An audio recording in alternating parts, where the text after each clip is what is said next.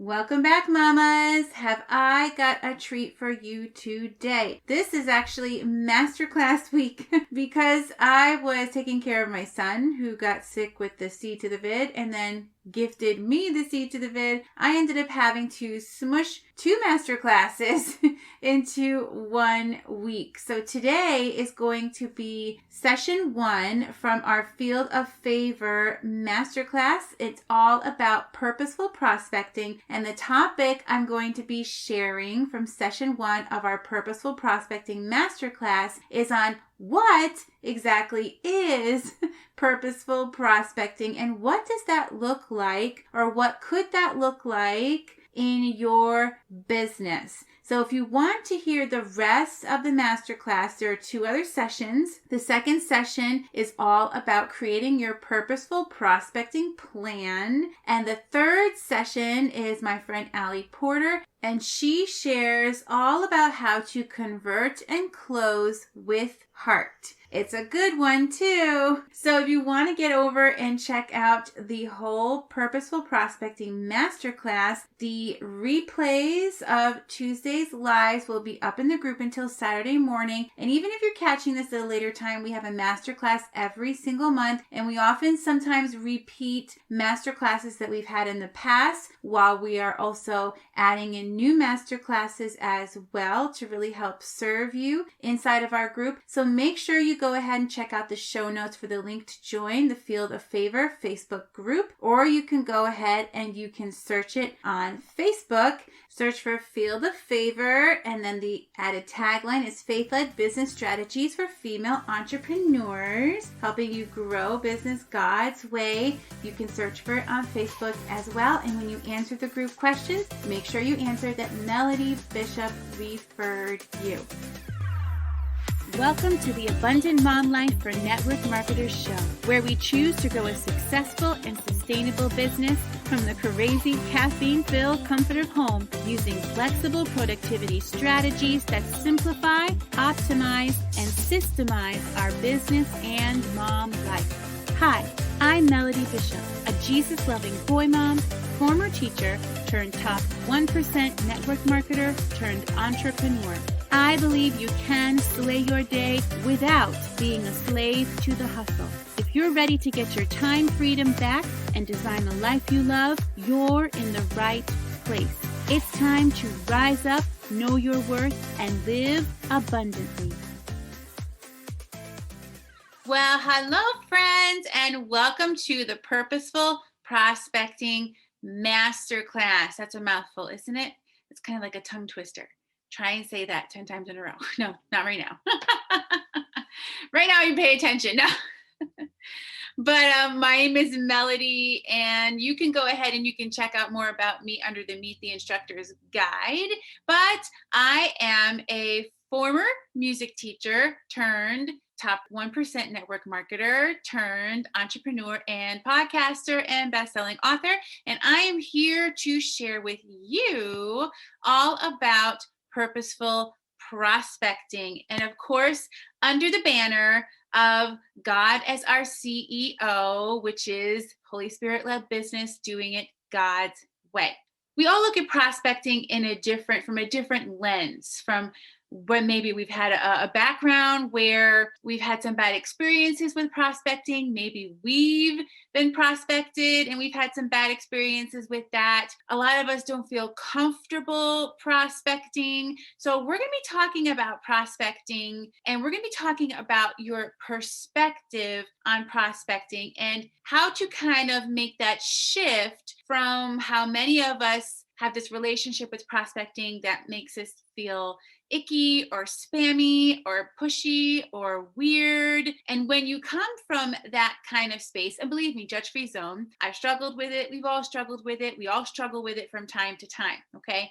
But when you come at it from that mindset, whether you realize it or not, people can sense that in the way that you talk to them, in the way that you interact with them, in the way that you have conversations with them, or lack thereof, because usually our hangups, our roadblocks, our obstacles, and the things, our mindset stands in the way of even reaching out to people in the first place, because we're afraid we're going to say the wrong thing. We're afraid we're going to come across the wrong way. We're afraid we're going to be misunderstood, or we're afraid we're going to get blocked on social media, right?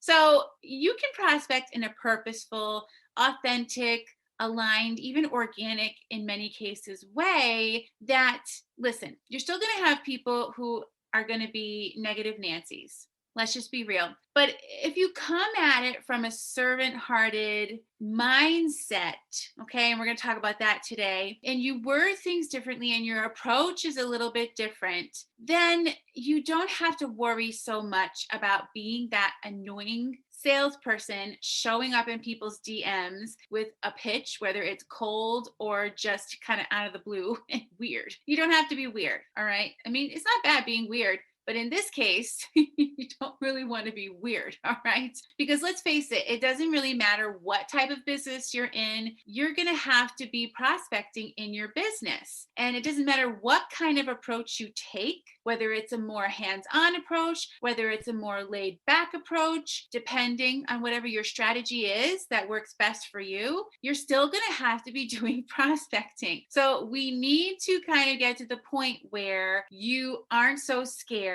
or nervous, or you have a better relationship with prospecting so that you can go about prospecting and not have it create anxiety and not have it stress you out and not dread it. And dare I say, be something that you might even look forward to doing. So first of all, in order to prospect purposefully, you have to know why you serve. You have to know why you serve, and your why has to be a deeply rooted why. It has to be a purposeful why. Listen, there's going to be ups and downs in your business. There's going to be good days and bad days. You're going to have a conversation with somebody and they're super excited and you're like, oh, wow, this is going well. And then the next day you might have a conversation with somebody and they get angry and cranky with you and they're going to be like, oh my gosh, I'm not good at this. So you're going to have all these ups and downs in your business. And what's going to keep you moving forward day in and day out on the roller coaster that is entrepreneurship? It's a deeply rooted why. So you have to know why you serve, and it has to be rooted in your purpose, because you have to have that bigger picture vision to motivate you and to push you through those hard days or those hard seasons, because sometimes we go through a hard season too. There's always something to learn in those seasons. That's a training for another day, but you really need to have that deeply rooted why to keep you going when times get tough. Michelle Schaefer said, you have to learn how to discipline your disappointment. And as you go through the process and the journey and the discovery that is entrepreneurship, that is something so important for you to remember, to discipline your disappointment, because it's going to happen. It's how you allow it to either shape you or shake you. Ooh, I just came up with that. That was really good. It was probably God, so I can't take credit, but it's how you allow it to either shape you or shake you that will determine whether or not you are going to be a successful entrepreneur. Then you have to know who you serve. We've talked about this a lot in our last masterclass, our Feel the Favor lead generation masterclass. So if you didn't catch that one, next time we offer it, make sure you go ahead and you check it out. You really have to narrow down your niche. You have to get really specific in who you serve, and you have to really pray about it. And you have to ask God, hey, who are you calling me out to serve? We cannot serve the whole world, but we can serve our small corner of the world, the people who God is calling us to serve, our circle of influence. And if we all serve who God wants us to serve, our circle of influence, then together we can all serve the world. But we have to rise up and be obedient and step out in faith and trust and serve our circle of influence, do our part. So who do you serve? Then you have to know how you serve. You can't be like, I serve this, I do this, I do this, I do this, I help with this, I help with this, I solve this, I solve this, I solve this. 3 pillars, 3 pillars, 3 ways that you serve, and they all have to be under some sort of an umbrella of how you serve. So think about your I help statement, and then from there, you are going to take it down to at least no more than 3 core pillars in how you serve. And again, this is tied to your gifts, your talents, your message, your mission, and who God uniquely created you to be. Then you're going to know where your who hangs out, because in order for you to go serve them, you got to know where they are. All right. So consider, where does my who hang out? And then go hang out with them over there. Then you're going to know how to communicate your message. It's really important to learn how to communicate your message. And listen, this takes time. I don't want you to overthink this part, because there's a whole business in copywriting. Maybe there are some copywriters in here, and words are important. And someday you might need to hire a copywriter, but I don't want you to overthink it. I want you to just talk and speak, write the way you would speak, or if you're doing a video, whatever it is, speak from your heart. Always speak from your heart, and you want to have a catchy hook to draw them in, kind of take them through a journey, and then you want to have a call to action for them to learn more. Whatever that call to action is, it could be jump over into my Facebook group, get on my email list, join my new workshop coming up, check out my podcast, subscribe to my YouTube channel. Whatever that is, there needs to be some sort of a call to action that will resonate with the audience that you just communicated with. Now, in sharing your message, you want to make sure that you are resonating and relating. Okay, so think about this. Resonate and relate. At the end of what you share, you want to be like, hey, the person I'm trying to speak to, would they, at the end of this message, okay, whatever it is, your video, your post, would they say, me too? Is it going to create a sense of resonating with your message and relating to your message and to who you are as a person? Because that is the first step on the know, like, and trust ladder. The know is where you're being visible. Okay, you're being visible. You're showing up on a consistent basis. That's the know. People get to know you because they need to see you in order to get to know you. And then the like is the resonate and relate part. So they need to move from know to resonate and relate to like you. And again, speak from the heart and speak with boldness and authority. Listen, you don't have to have it all figured out. You just have to be a few steps or even one step ahead of your who, so you can take them from where you were to where you are now. So in that, whatever that is, and hopefully it's rooted in your strengths, your uniqueness, your purpose, so that you can speak with boldness and authority. Speak boldly and with authority, and because people are attracted to confidence. And sometimes you have to faith it till you make it. So show up in boldness and with confidence. I'm not telling you to be fake. No. But I want you to kind of tap into that confidence and realize that God created you for a purpose. God created you on purpose for his purpose. And if you have a hard time tapping into your own confidence and your own abilities, then you tap into your Godfidence and know that he has given you everything that you need in this very moment to be able to speak to and touch and even minister to, in many cases, the people that he wants to connect with you in this very moment, in this very season. So walk in that kind of confidence and be who God created you to be. God created you to be you for a reason. And it's not just because everybody is a unique, different person. Yes, that is true. But have you ever stopped to think about why God created you to be different than anybody else? Why everybody is so unique? God wants to use your uniqueness to draw in other people specifically to you. Your uniqueness is your superpower, and it is how you are going to attract those in your who align with you and your message. So again, as you begin to show up consistently with visibility and authority and build that know and like, you are going to become an expert in whatever you're talking about in your space, even if it's just 1 or 2 steps ahead of your who. And that's going to begin to, the consistency and the value, and we're going to talk about that in a second, begins to build the trust part. So think about it as building a relationship. Now, when you're dating, I know nobody really likes dating, right? Maybe some people do. But think about it as when you're dating. First, you see someone, and yeah, maybe you're attracted to them physically, but you can't just build a relationship off of that, right? There has to be something more that attracts you to that person. And that's the connecting part. And then you slowly test the waters to figure out who this person is like. Is this person somebody that you want to get to know more about? So you slowly start to engage with that person to test the water. Maybe you'll go on a coffee date, but not a full meal. Maybe you'll talk on the phone for a little while. People do that anymore. No, they text, right? Oh my goodness. And maybe you hang out in a group and you go on a group outing and you're testing it out. All right. So you're testing the waters to kind of see if this is somebody who you want to invest time into getting to know more. All right. And then you take it from engaged to having conversations, to converse.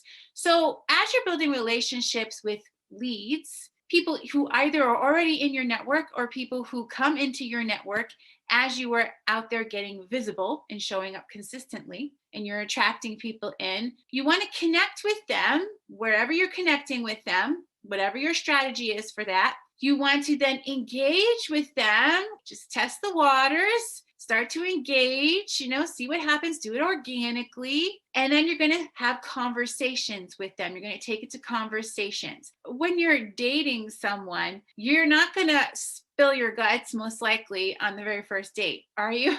I hope not. You're testing the waters. I'm like, is this a safe person? Is it safe for me to begin to be more vulnerable with this person? And it's just like that with your leads too. They're testing. It's like, is she a safe person? Is she somebody that I can feel safe with? Can I be a little more vulnerable with her? Or is she going to jump all over me the very first moment that I say something that she thinks could help her sell her product or whatever it is, or service to me? Think about nurturing those connections, because you want to bridge the gap. Think of it like a bridge. You got to get to the other side of the bridge, from the no-like side to the trust side. Getting from the no-like side to the trust side and bridging that gap is where the magic happens. People are not going to buy from you. They are not going to become a client or a customer. They are not going to join your team if you're building a team, etc., until they trust you. For example, I was in network marketing for 7 years. I am right now with a different company. I'm building another network marketing business, but I started off in direct sales. And with direct sales back in 2014, sounds like the dinosaur age, but in the interwebs world, it is. Things were a lot different back in 2014. Things were even a lot different back in 2018, but I digress. So we had parties. We didn't call them parties. That's one of the reasons why our team succeeded really well. But we would have a hostess. So she would come and she would invite her friends, and we did online parties, our team did. And we would, say, hey, would you like to host a party? You'll see where I'm going in a second. And she would invite her friends to come to the party, and she would earn rewards. She would earn free stuff. So that was one of the one-to-many strategies that we used that back then worked really, really well. It still can work. It just doesn't work as well as it used to. So here's the thing. We always knew that your party was only as strong as your hostess. So I could always tell who was going to be a good hostess and who wasn't going to be a good hostess, sort of by checking out her Facebook wall. So if her Facebook wall, she didn't have a lot of engagement, it didn't matter how many friends she had, but it mattered how engaged she was with her friends on her wall.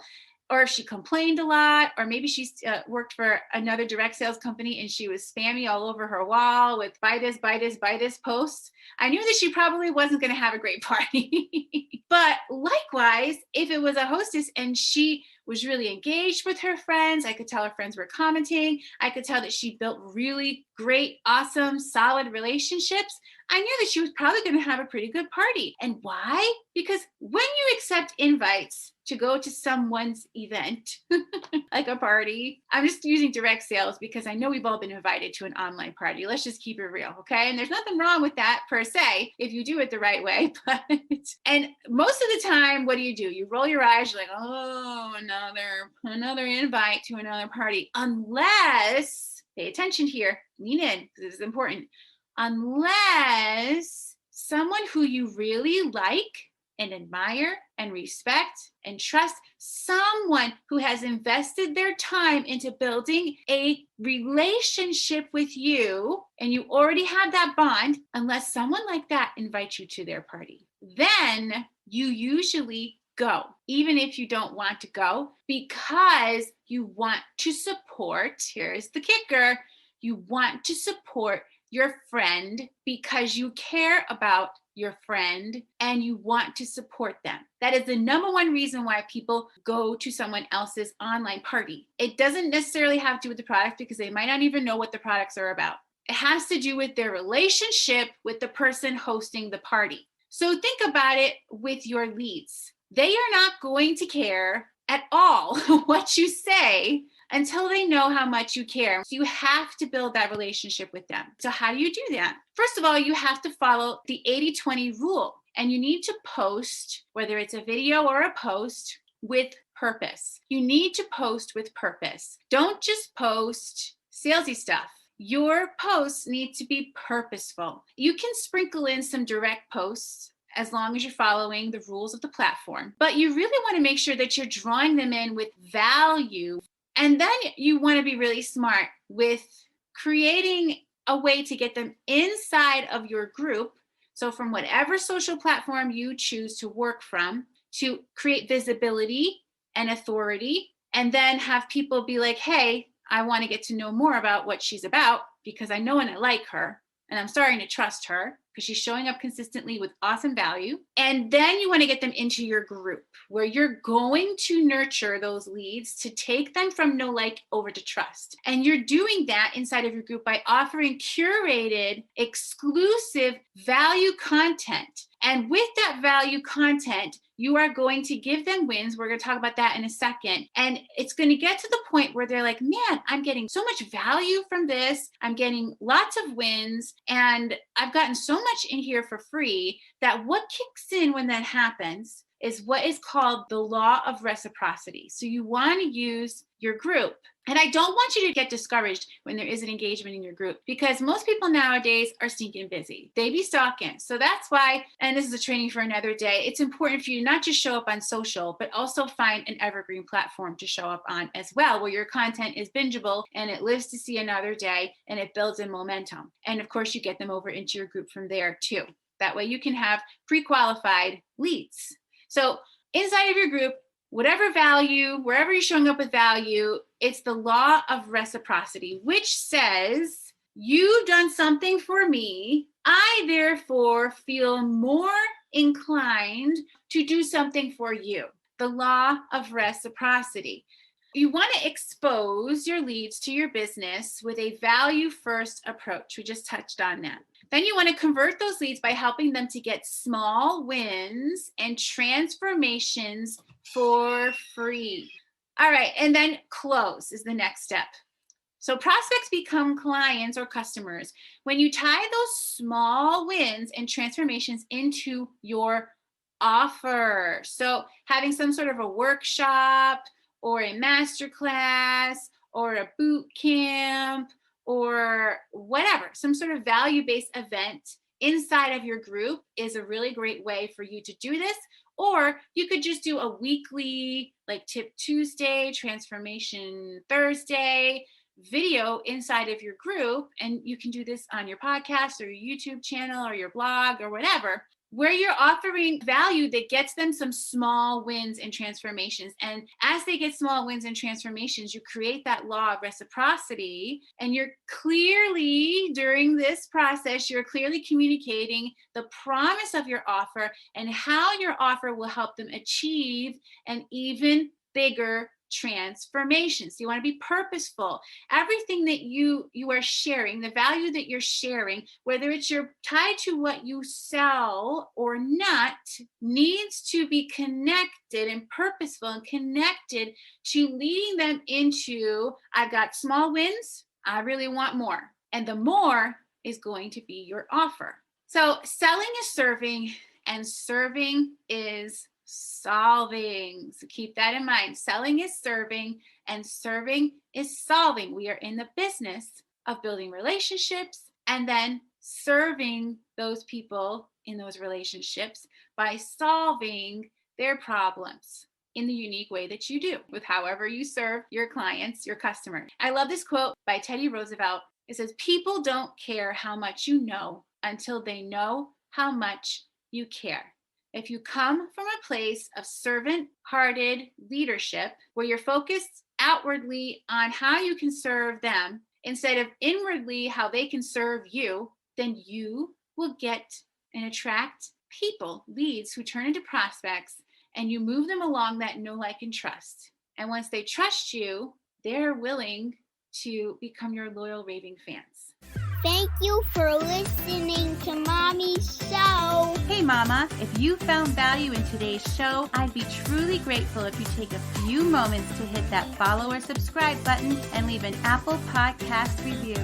You can even share this podcast with your team, because when we work together, we can empower mamas to claim the abundant life they desire and deserve. Come join our Facebook community at Abundant Mom Life for Network Marketers. Can't wait to get to know you.